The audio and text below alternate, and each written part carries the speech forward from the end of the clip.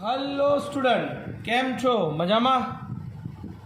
આજે આપણે chapter number 7ના સ્વાધ્યાયના દાખલાની શરૂઆત કરીએ છીએ. તેમાં 7.1નું સ્ટેટમેન્ટ કંઈક આવું છે.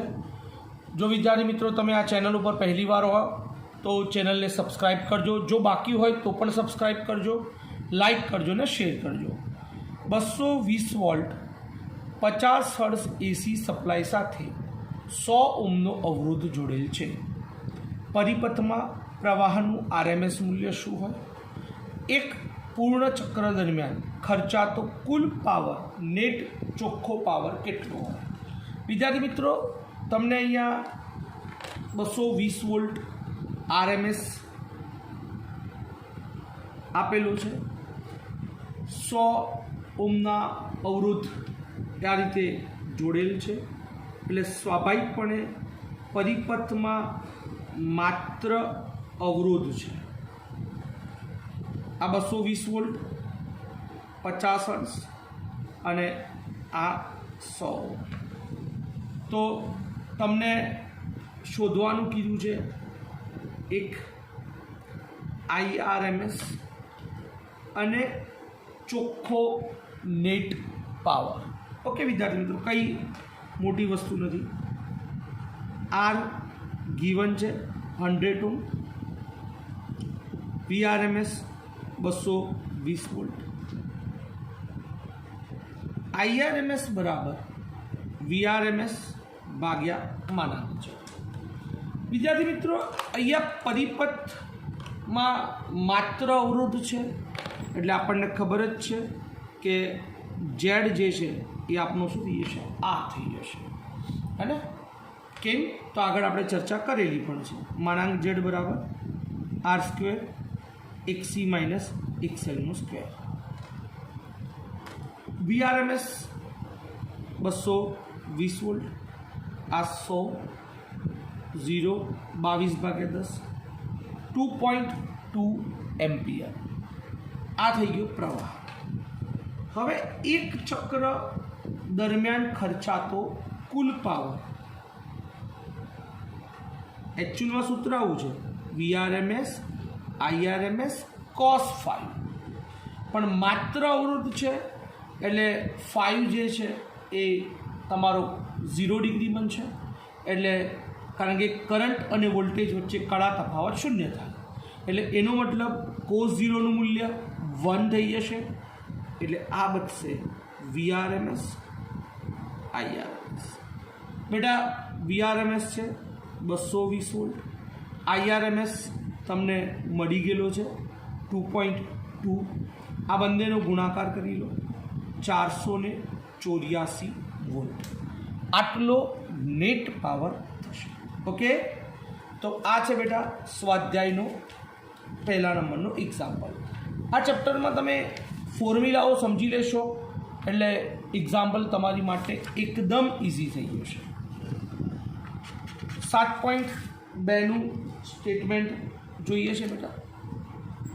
આ બે કમ્બાઈન એક્ઝામ્પલ છે. એમાં એસી સપ્લાયના વોલ્ટેજનું મહત્તમ મૂલ્ય 300 વોલ્ટ છે. તેનો આરએમએસ વોલ્ટેજ કેટલો થાય? અને એસી પરિપથમાં પ્રવાહનું મૂલ્ય આરએમએસ 10 એમ્પિયર હોય તો મહત્તમ મૂલ્ય કેટલું થાય? બેટા કંઈ છે નહીં, આની અંદર સમજો કે તમને મહત્તમ આપી દીધા છે આ વખતે, રાઈટ? વોલ્ટેજનું. તો વોલ્ટેજનું મહત્તમ આપ્યું છે કેટલું? 300 વોલ્ટ. અને એના પરથી આરએમએસ શોધવાનું છે. આ બધા છે ને ઓએમઆરમાં ક્વેશ્ચન આવી છે. અને તમને કરંટ જે છે એ આરએમએસ આપેલો છે, એના પરથી મેક્સિમમ શોધવાનું છે. આ બધા જ છે ને બેટા ઓએમઆર લગતા ક્વેશ્ચન છે. કઈ છે એની અંદર? વીઆરએમએસ બરાબર VM/√2. એક્ઝામ્પલમાં દમ છે તો જે પાછળના વધારાના સ્વાધ્યાય છે ને એમાં દમ છે. 300/√2. એક સેકન્ડ આપણે જોઈ લઈએ કેલ્સીમાં. એપ્રોક્સિમેટલી 212 વોલ્ટ આવે છે. સમથિંગ આવે છે 212 વોલ્ટ લખો. હવે તમારે IM શોધવાનો છે, તો IRMS બરાબર IM બાય √2 એટલે IRMS ઇન્ટુ √2. આ 10 આ 1.41 આમ તો રાઉન્ડ કરીએ તો 42 થાય અને એક્ઝેક્ટલી 1.41 છે, 10 વડે ગુણી નાખશો એપ્રોક્સિમેટલી 14.14 એમ્પિયર કરંટ મળશે. ઠીક છે, રાઈટ. તો આ છે તમારો 7.2 નંબરનો એક્ઝામ્પલ. હવે આપણે જોઈએ છીએ 7.3 નંબરનો એક્ઝામ્પલ. બધા જ સ્વાધ્યાયના આ ચેપ્ટરના એક્ઝામ્પલ જે વધારાના સ્વાધ્યાયના સિવાયના છે એ મોટા ભાગે OMRGમાં છે. 7.3નું સ્ટેટમેન્ટ આવું છે: 220 વોલ્ટ 50 હર્ટ્ઝના એસી સ્ત્રોત સાથે 44 મિલી હેનરી ઇન્ડક્ટર જોડેલ છે. પરિપથના RMS મૂલ્ય શોધો.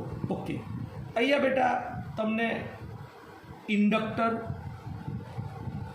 આપેલું છે 44 હેનરીનું. આ તમારું કોઈ ઇન્ડક્ટર, એને કોઈ એસી સોર્સ 220 વોલ્ટ 50 હર્ટ્ઝ સાથે જોડેલ છે. ઇન્ડક્ટરનું મૂલ્ય 44 મિલી હેનરી આપેલું છે અને RMS તમને શોધવાનું કીધું છે.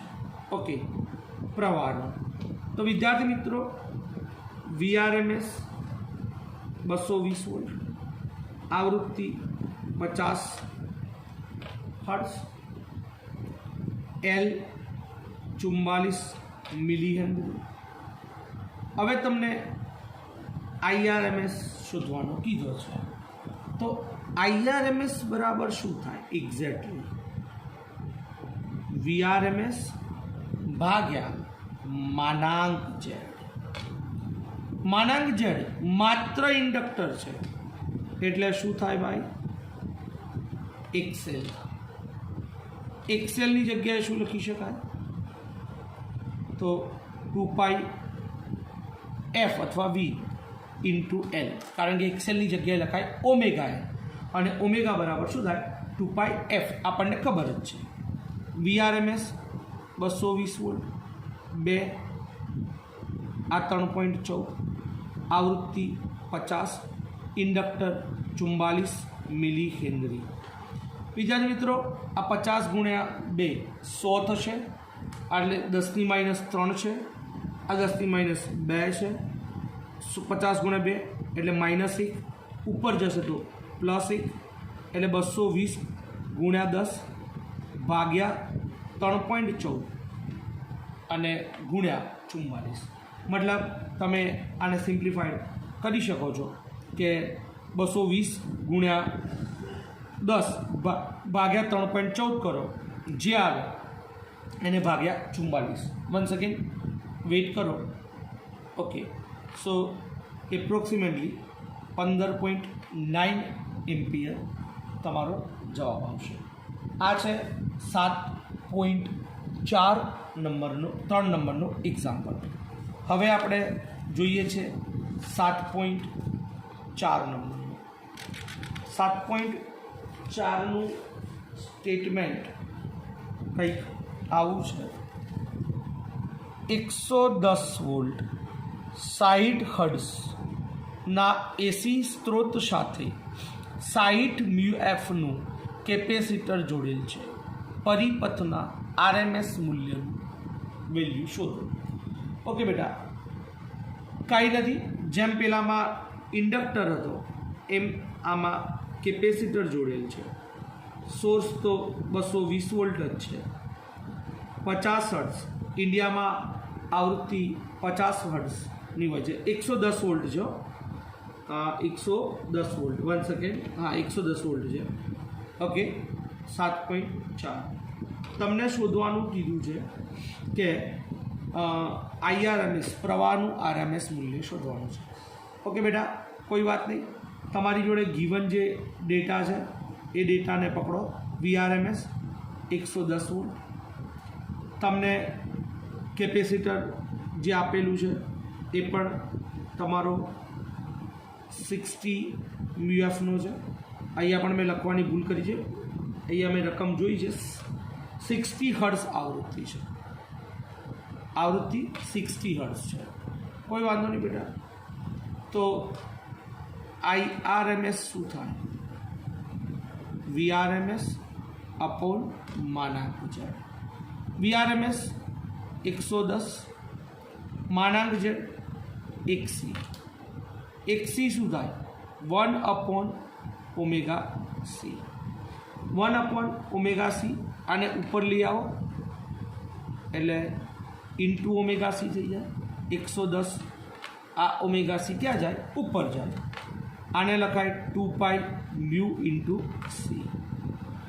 110 3.14 આ 60 અને કેપેસિટર પણ તમારો 60 માઇક્રોફેરાડેનો છે. 1 સેકન્ડ મને સ્ટેટમેન્ટમાં જોઈ લેવા દો. યસ, એક્ઝેક્ટલી 60 મ્યુએફનો જ છે.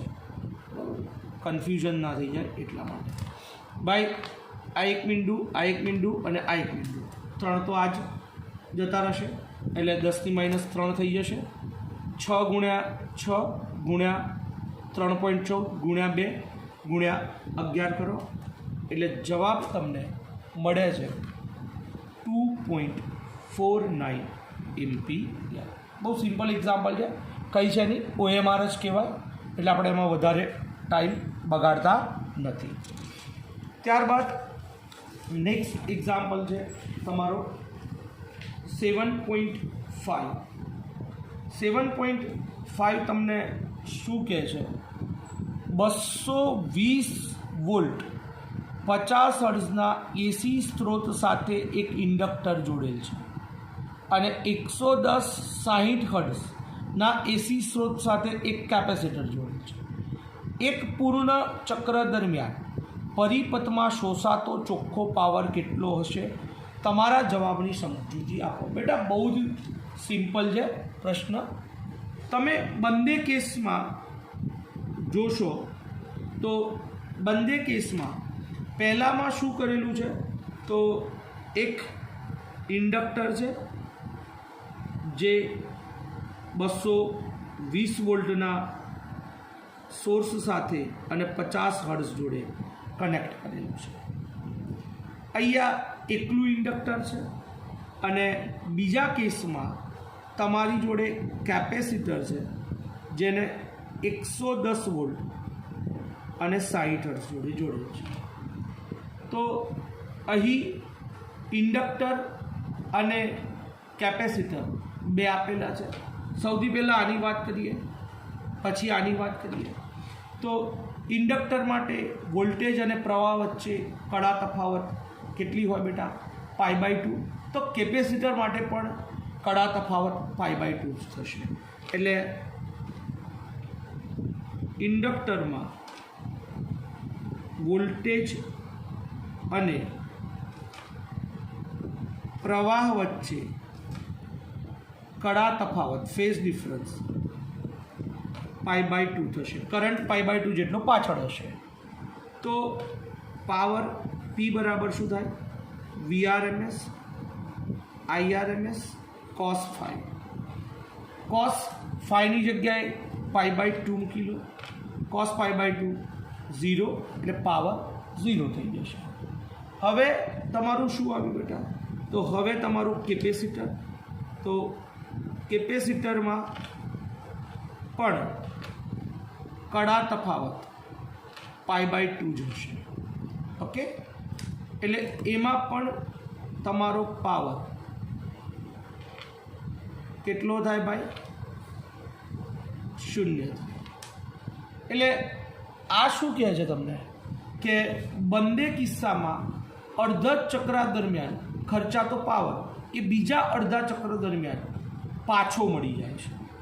એટલે આવા પ્રવાહને વોટલેસ પ્રવાહ કહે છે. આવા પ્રવાહને કયો કહે છે? વોટલેસ પ્રવાહ કહે છે. ઓકે બેટા, આ છે તમારો 7.5 નંબરનો એક્સરસાઇઝનો એક્ઝામ્પલ. ચાલો ત્યારબાદ આપણે 7.6 6 જોઈએ છે.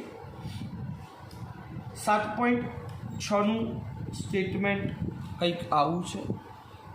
એલ 2 હેનરી, સી 32 માઇક્રોફેરાડે, 10 ઓમ અવરોધવાળા LCR શ્રેણી પરિપથ માટે અનુનાદ આવૃત્તિ ઓમેગા આર શોધો. ઓકે, અને આ પરિપથના ક્યુ ફેક્ટરનું મૂલ્ય શોધો. વિદ્યાર્થી મિત્રો, JEEના રિસેન્ટલી જે એક્ઝામ થઈ રહી છે એના 2 સપ્ટેમ્બરની ફર્સ્ટ શિફ્ટના પેપરમાં ક્યુ ફેક્ટરનો લગતો પ્રશ્ન એક મારી નજરમાં આવ્યો હતો. વિદ્યાર્થી મિત્રો, ક્યુ ફેક્ટર અને એસી સર્કિટનો JEEમાં પ્રશ્ન આવે જ છે અને બહુ સરળ હોય છે. કેવો પ્રશ્ન હતો એની હું ચર્ચા પણ તમારી જોડે કરું છું. તમને અહીંયા ગિવન ડેટામાં એલ આપેલો છે 2 હેનરી, સી આપેલો છે 32 માઇક્રોફેરાડે, આર આપેલો છે 10 ઓમ, અને એમાં તમને શોધવાનું કીધું છે ઓમેગા આર અને ક્યુ ફેક્ટર. સર્કિટ આવી છે, LCR પરિપથ કીધો છે, શ્રેણી કીધો છે.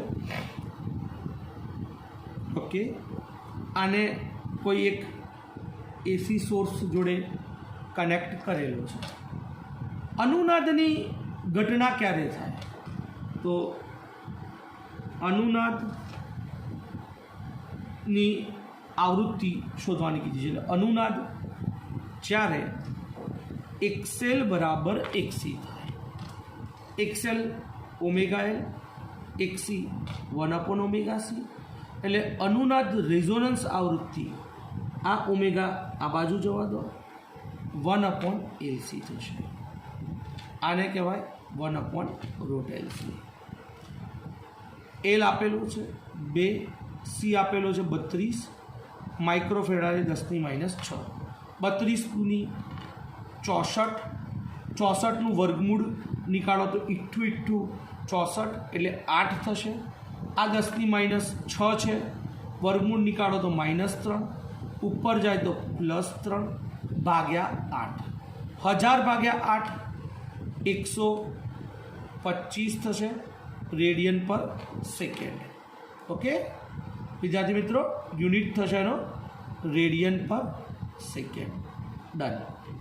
હવે તમને શું શોધવાનું કીધું છે? ક્યુ ફેક્ટર કીધું છે. ક્યુ ફેક્ટરનું સૂત્ર 1/r √L/C. આમ તો બીજા પણ થાય છે, પણ અહીંયા R, L અને C આપેલા છે એટલે આપણે એ વાળા યુઝ કરીએ છીએ. બાકી ક્યુ ફેક્ટરના બીજા બી ફોર્મ્યુલાસ થાય છે. R તમને આપેલો છે 10, C 2 L 2, C 32 છે. આ થઈ જશે 16 એટલે 1/10 √16 10⁻⁶. 16નું વર્ગમૂળ કાઢશો, સ્વાભાવિકપણે 4 આવશે. 12 લઈ આવો અને આ જે -6 છે એ -3 જશે, વર્ગમૂળ નીકાળશું એટલે 12 આવશે. આ -3 થઈ ઉપર જતું રહેશે બેટા એટલે 1000 થઈ જશે. આ 10 અને આ 4 આ ઉડી ગયો. 25 × 4 100 એટલે ક્યુ ફેક્ટર જે મળ્યો છે એ કેટલો મળે છે? 25. ફરીથી બેટા જોઈ લો એક વખતે. આ 16 વર્ગમૂળ કાઢ્યું એટલે 12 આવે 4, -6 છે -3 જશે, ઉપર જશે એટલે +3, 1000 લઈ લીધા. આ 0 0 કટ થઈ ગયું. આ 4, આ 100, 25 × 4 100, 25 જવાબ આવશે. હવે તમને એવું પ્રશ્ન હતો JEEનો જે હતો એ કે કમ્યુનિકેશન સિસ્ટમમાં આમાંથી કઈ સિસ્ટમ સારી હોય? તો જુદા જુદા વેલ્યુઝ આપ્યા હતા R, L અને C. તો જેનો ક્યુ ફેક્ટર સારો હોય એની કમ્યુનિકેશન સિસ્ટમ સારી હોય. તો એના ઓપ્શનમાં છે ને આરની જુદી જુદી વેલ્યુ હતી, એમાં 2 કે 3 વેલ્યુ સેમ હતી ને એક અલગ હતી જેનું મૂલ્ય સૌથી ઓછું હતું. એટલે જેનો R ઓછો એનો ક્યુ સારો. પછી પાછા એને બીજા ઓપ્શન જોવાના આવ્યા તો જેનો R ઓછો હતો ને એનો બાય ડિફોલ્ટ L બીજા બધા કરતાં કંઈક સારો હતો. એટલે સીધો જવાબ એને ખબર પડી ગયો કે જવાબ સાચો છે. સીધા તમારા 4 માર્ક્સ રેડી થઈ જાય. ક્લિયર બેટા? તો આ છે તમારો 7.6 નંબરનો એક્સરસાઇઝનું એક્ઝામ્પલ. હવે આપણે આગળ જોઈએ છીએ 7.7, જેનું સ્ટેટમેન્ટ આવું છે. 27 મિલી હેનરી ઇન્ડક્ટર સાથે 30 માઇક્રોફેરાડેનું સંપૂર્ણ વિદ્યુત ભારિત કેપેસિટર જોડેલ છે. તો પરિપથમાં થતા મુક્ત દોલનોની કોણીય આવૃત્તિ શોધો. ઓકે બેટા, અહીંયા ફરીથી તમને ઇન્સિસ કરી દીધું છે. મુક્ત દોલનોની કોણીય આવૃત્તિ મતલબ કે તમારી રેઝોનન્સ ફ્રીક્વન્સી. તો અહીંયા એલ તમને આપેલો છે 27 milli henry. Okay fine. C તમને આપેલો છે 30 માઇક્રોફેરાડે. થોડા ફાસ્ટ ચલાવું છું કારણ કે ઇઝી છે. Resonance frequency 1/√LC. Okay, sorry, આવૃત્તિ omega R. Okay fine. So L આપેલો છે 27 અને સી આપેલું છે 30 ગુણ્યા 10⁻6. અહીંયા શું કરો બેટા, આ -6, આ -3, -9, આ મીંડું લઈ આવો એટલે આ 3 બચશે, એટલે આ થઈ જશે -8. હવે બેટા એકદમ સિમ્પલ, 27 અને 3, 27 તારીખ કેટલા થાય? ઓકે, 81 થશે. 7 તારીખ 21 ને 20 3 60. 81નું વર્ગમૂળ કેટલું થાય? 9 થાય. 10⁻8નું કેટલું થાય? -4. ઉપર જાય તો +4 ભાગ્યા 9. ઓકે, સો આને આવું લખાય 10 ગુણ્યા 10⁻3 ભાગ્યા 9. નીટમાં કેલ્સી ના હોય એ વખતે બેટા કામ લાગે એટલા માટે આપણે કર્યું છે આવું. 10 ભાગ્યા 9 1.1 ગુણ્યા 10⁻3. ઓકે, એટલે 1.1 ગુણ્યા 10⁻3 રેડિયન પર સેકન્ડ. Okay fine. આ છે તમારો 7.7 નંબરનો એક્ઝામ્પલ. 7.8 જોઈએ. બધા જ એકદમ નાના છે બેટા, OMR લખતા છે. 27 મિલી હેનરી ઇન્ડક્ટર સાથે 30 મ્યુએફનું સંપૂર્ણ વિદ્યુત ભારિત કરેલ કેપેસિટર જોડેલ છે. પ્રારંભમાં વિદ્યુત ભારિતનું મૂલ્ય ધારો કે 6 મિલીકુલમ હોય તો પ્રારંભમાં પરિપથમાં સંગ્રહિત કુલ ઉર્જા કેટલી હશે?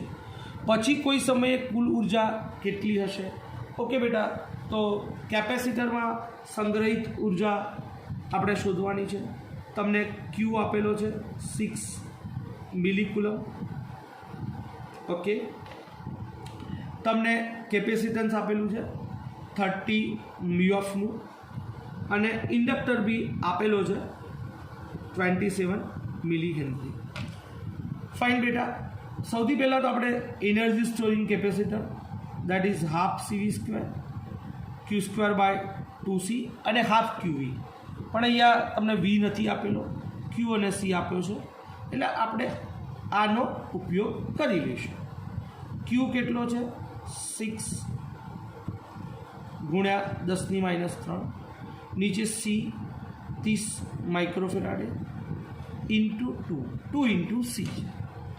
6 નો વર્ગ 36, 10⁻6, 2 ગુણ્યા 30, 10⁻6. વિદ્યાર્થી મિત્રો, આ બે ઉડી જશે. આ થઈ જશે 18 ભાગ્યા 30. આને આ રીતે કરી લો, 3 ગુણ્યા 10. આ -6 ઉડી ગયું, 18 દૂની 36, 18 ભાગ્યા 30.